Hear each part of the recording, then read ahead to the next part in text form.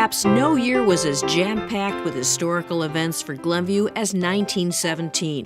When America went to war, a memorable fountain was dedicated, and the young town came together in celebration. 100 years later, the Jackman Park Bear is both symbolic of the community's roots and its growth.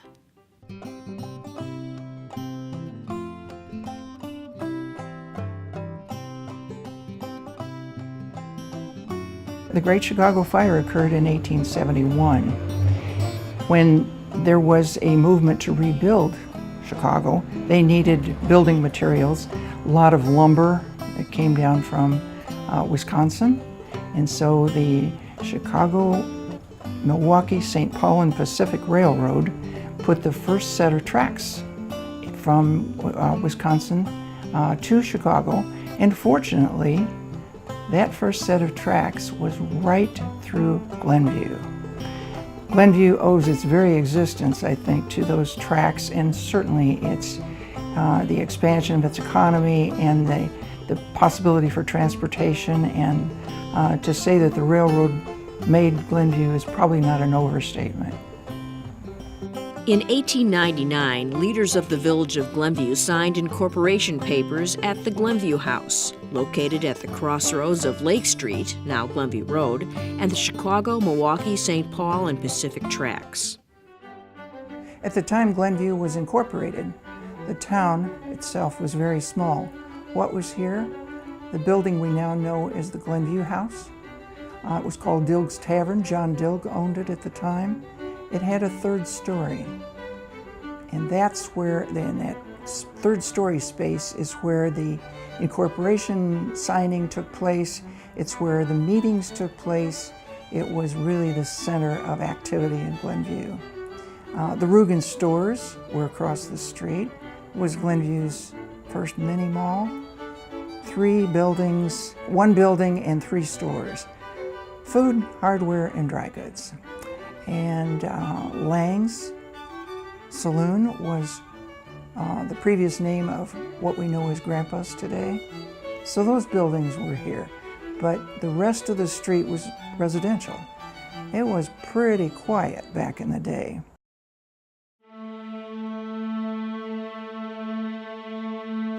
In 1917, things were really changing in Glenview. World War I.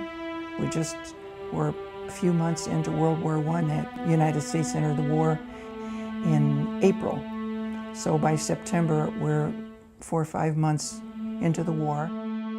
We have to remember that at that time, the country was an isolationist country. They didn't want to get involved. It was somebody else's war, not ours. But the feeling of the young men was you had grandparents that might have been in the Spanish-American War. You still had survivors from the Civil War. That was their wars. Young men didn't have that. Now, all of a sudden, the aspect of maybe going to war, the great adventure, was there.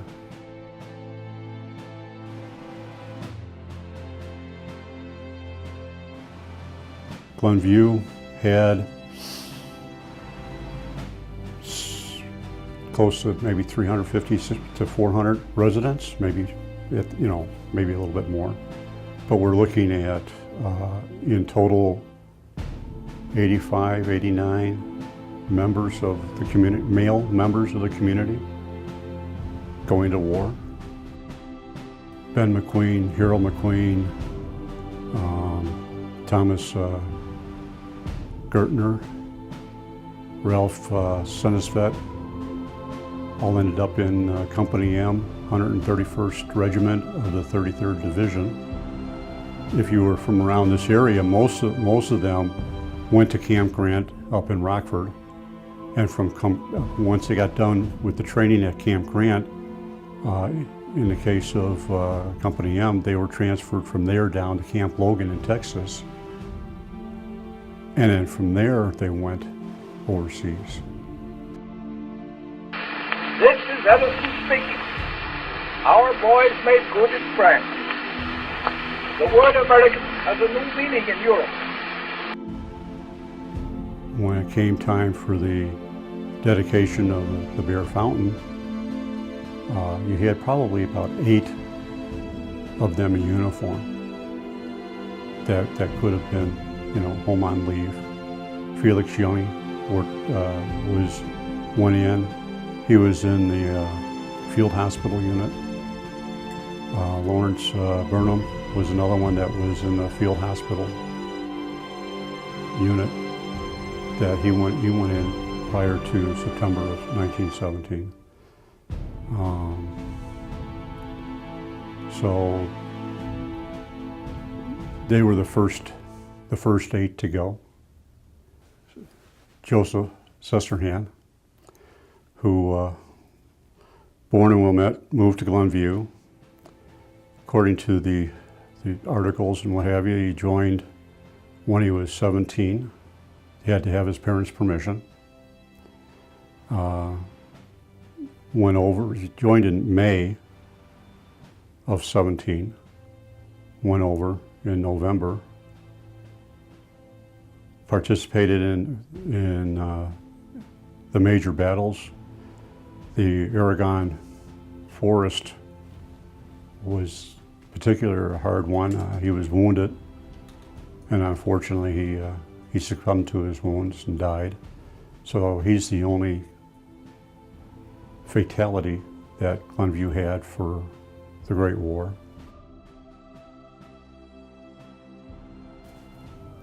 American Legion founded in 1919, troops coming back.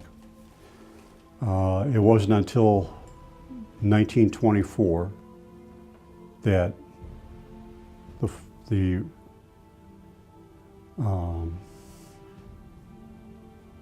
doughboys that lived in Glenview decided to organize a post here in town.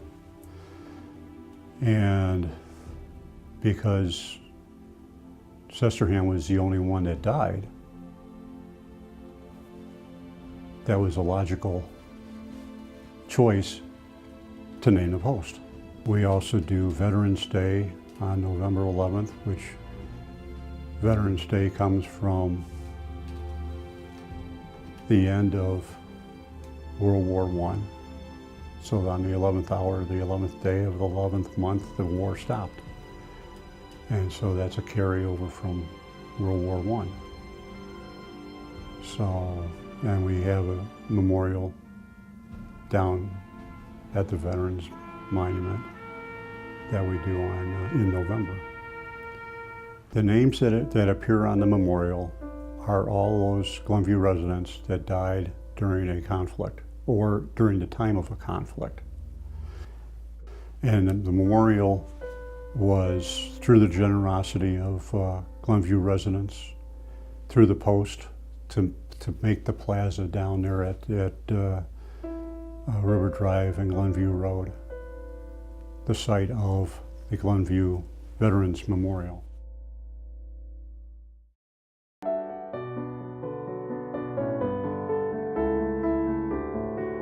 The railroad played an important role in the growth of Glenview, and it was the railroad that brought Edwin S. Jackman to Chicago. Edwin Jackman was a resident of the village of Gulf. He was an agent of the Firth Sterling Steel Company. Very wealthy man. They had a home that was called the Farm. It was located right next to the Glenview Club. Gulf had no, as it doesn't today, it had no commercial area. So if the folks who lived in Gulf wanted to buy some supplies, they needed to come to the Rugen stores in Glenview. So there was that connection. It's my perception that Mr. Jackman favored Glenview because that was the area where Harriet, his wife, could come and get supplies. Jackman came up with an idea in 1917 to give back to the Glenview community in the form of the Children's Fountain. Back in the day, there were no income taxes. This was before income taxes were instituted. So the people who had a lot of money had a lot of money to donate, and many of them were very generous philanthropists. They donated to several causes. I know that the Jackmans were supporters of the predecessor to the Humane Society in Chicago, once again demonstrating their interest in animals. His philanthropic endeavors would greatly impact the small town of Glenview and give it the identity that it still holds today. Jackman commissioned Martin Roche of the design firm Hullibird & Roche to design the fountain, and Andrew O'Connor, who was in Illinois working on the Lincoln statue in Springfield, to sculpt it. O'Connor had made a name for himself with various statues of dignitaries and war heroes. The design would incorporate a large bear atop a column of smaller vignettes of animals, and at the base, a lion's head that, according to the poem on the cover of the dedication program, stood guard for the passerby. The bear on the top may have been directly related to the teddy bear, the popular stuffed animal created in 1902, or children's literature popular at the turn of the century, such as The Jungle Book and Wind in the Willows, or Native American mythology. We don't know for sure.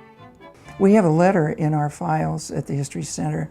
It's a letter from Mr. Jackman to his nephew, Alan, and he's describing Mr. Roche's design. He's telling him all about the fountain and its the upcoming dedication and what have you. He's saying that that this has to do with the design that Mr. Roche has put together, and we know that it's on a pedestal. What's on the pedestal? Animals. Also some Native American images. So I did a little research, and I found that there was an article in a journal dedicated to the concrete industry. It would not be of much interest to anybody who had a deep interest in the concrete industry, but we know that that first fountain was made of concrete, so no doubt that's why it was featured in the journal. And it specified that Mr. Roche had done the design. Andrew O'Connor was the sculptor who did the final design of the thing, and it said that the images on the pedestal were Native American. So I did a little research and discovered that yes, indeed, those animals do have special meaning to the Native American culture. For instance, the turtle is considered Mother Earth, and the bison is considered strength, and the snake is about healing, and the bear, believe it or not, is a good omen, and it's about authority. So maybe that's why the bear wound up on top of the fountain.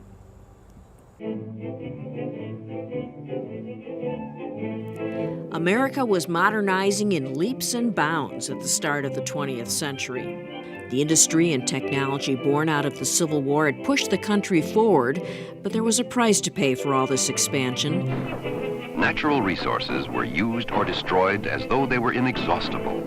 Wherever man's population increased, there was a corresponding decrease in wildlife population.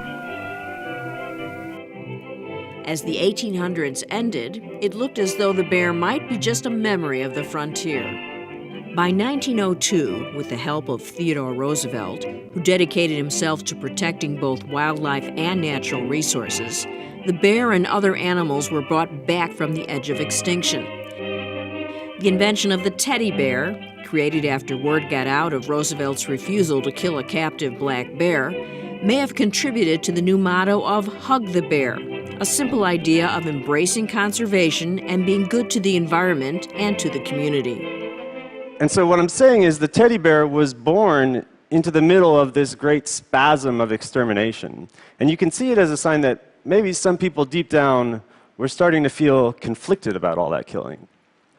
America still hated the bear and feared it, but all of a sudden America also wanted to give the bear a great big hug. The Bear Fountain was at the corner of what was then Pine Street and the old name for Glenview, what we know as Glenview Road today, was Lake Street. So The topography there has changed.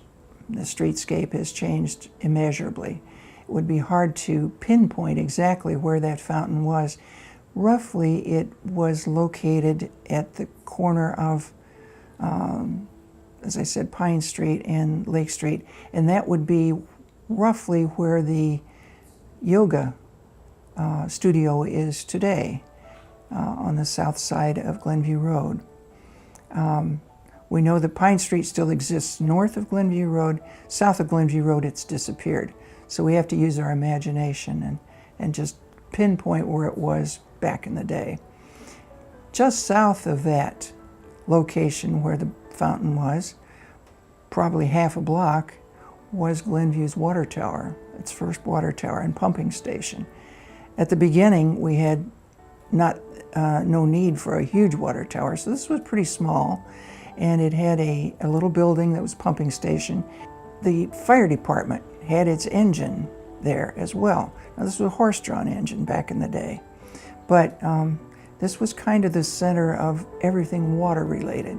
So it made sense to put the fountain right on that corner near the source of the water that would flow into the fountain. And what a gift that was back in the day, because before that, people who needed a drink of water had to depend on the village pump, a pump that was attached to a well. There would be a tin cup hanging on it, and everybody used the same cup. I mean, you know, today that'd wig us out. but back in the day, it was the custom. But now we have the water fountain, the children's fountain that actually serves everyone. It serves people. It's got a spigot for people. It has a trough for horses, and at the bottom it has a little trough for dogs and cats, small animals. So everybody's included in the water fountain. There was later a little plaque on it that said, "You were thirsty and I gave you drink." And I think that's exactly the philosophy that the Jackmans had in mind when they donated the fountain.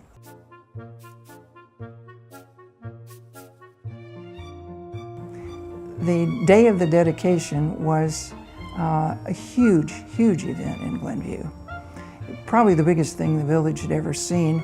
And my perception is, based on the few photographs we have, everybody in Glenview turned out for this thing. And everybody who was able to be out and about, maybe those who were infirm had to stay home, but everybody was here. And some of the surrounding communities, in the photos we see a banner that says Morton Grove. So no doubt the parade had some folks from Morton Grove participating as well. Lots and lots of kids. The Maple School, that's in District 30 now, is very old school, and so their kids were marching. We see their banner. We see little girls dressed up in their Sunday best. Little boys are in their Sunday best. The ladies are in their hats and what have you. The dais has a lot of distinguished guests, and it has the Edwin Rugen, who was the village president at the time, his predecessor, Horace McCullough. We have evidence that the Cook County clerk was there, the Cook County superintendent of schools. We kind of think that we see John Philip Sousa there. He was the director of the Great Lakes Band. We know that we had a 15-member Navy band playing music that day, so it would kind of fit that he was here, although he's not in uniform, so we can't be sure, but we kind of think he was there. And interestingly, not last but not least, and most curious to me, is the Cook County coroner. Sometime after 2 p.m., Edwin Jackman took the stage and delivered his dedication speech. He began with the imaginative speculation of the universe and the Milky Way, evocative of the technological achievements of the early 1900s. This is the original dedication delivered by Edwin S. Jackman on September 15, 1970. There was a time, long, long ago, when our earth was born, when it was rocked in the cradle of creation. We cannot count the ages since the birthday of the earth, nor can we count the ages forward when earth will die. But we may be sure that many million years will come and go before this generous earth of denies to living creatures her bountiful protection. He talked about life on Earth, a planet of abundant gardens, grain fields, and chirping crickets, and of a mission, not unlike that of Hug the Bear, to uphold the naturalist ideals Theodore Roosevelt championed. He finished with the appeal that children are the inspiration for the future.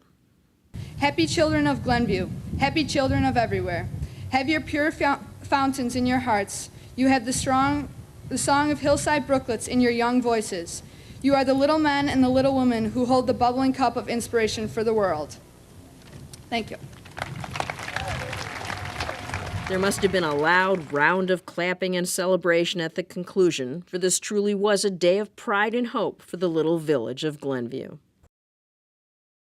The Bear Fountain stayed at the corner of Glenview Road and Pine Street for years, and then the village decided to build a fire station adjacent to the Bear Fountain, and they needed the land that the Bear Fountain was on, so they moved it over to where the Civic Center was. That was the village hall at the time. That building is still standing, and it's now the headquarters for the Park District of Glenview. Jackman Park was,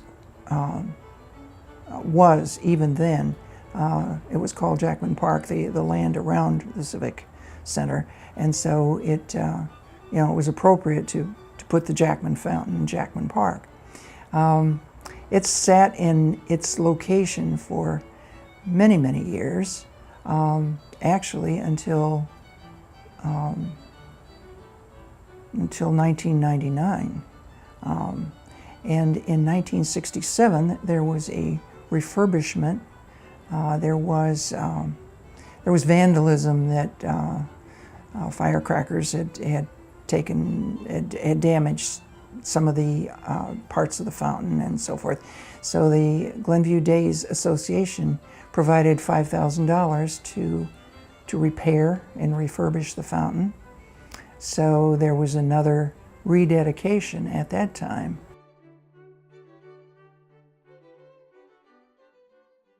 So in 1999, once again, the village gathered to celebrate the new Bear Fountain.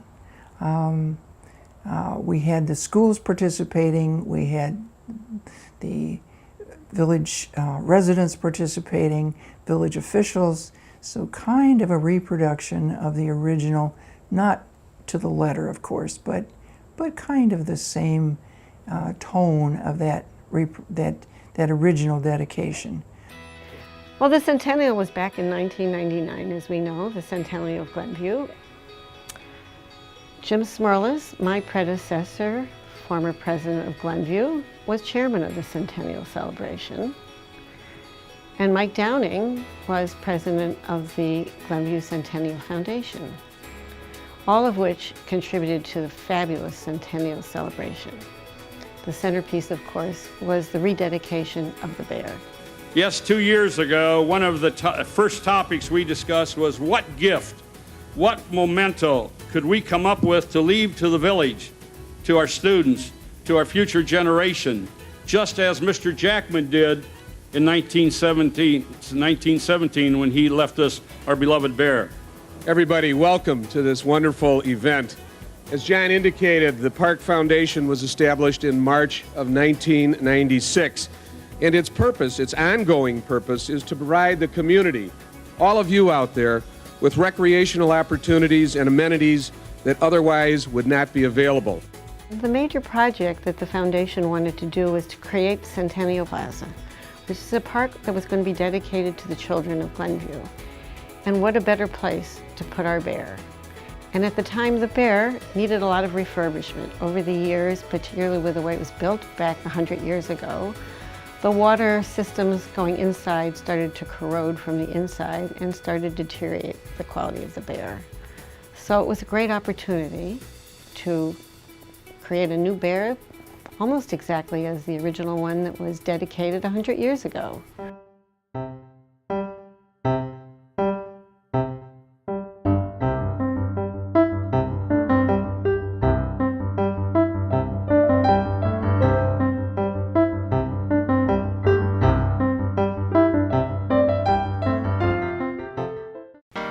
the bear became the centerpiece of the new Centennial Plaza, which was dedicated to the children of Glenview.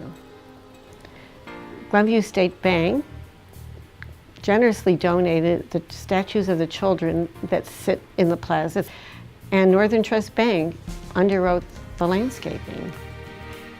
And actually, Angela DiPaolo, a Glenview resident of DiPaolo Construction Company, donated all of the construction of the Centennial Plaza. And as we all know, long ago in 1917, a man by the name of Ed Jackman gave to Glenview a tall, three-tiered fountain dedicated to the children of Glenview. It was a beautiful day that we had the dedication. The highlight was all of the children of Glenview from the schools, surrounding schools, singing, and it was just joyous. It was an occasion we all celebrated.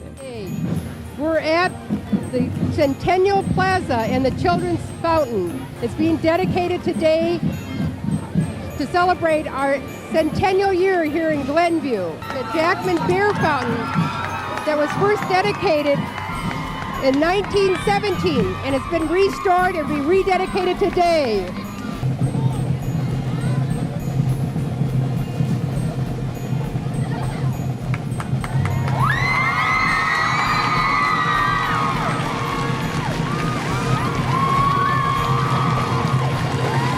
Now, 25 years ago, when Glenview was celebrating its 75th birthday, there was a book put together by the community of Glenview, and on the front cover was a picture of our bear. And underneath it was a poem that was written by Francis Parker, and I'd like to read the words of that poem. The merry little water sprite that's hiding 'neath the spray, a cup of crystal cheer holds out to all who come her way. Fear not the lion nor the bear, they do but watch and guard. That each alike shall have his share, your kindness, their reward. The legacy of the bear is the spirit of giving back, and that's become Glenview's credo. It reminds us how important it is that acts of kindness, service, and caring are important for all of us, either individually or collectively. And that's why we call it Hug the Bear, which really means hug the community. So this year, 2017, we'll be celebrating the Bear's 100th birthday.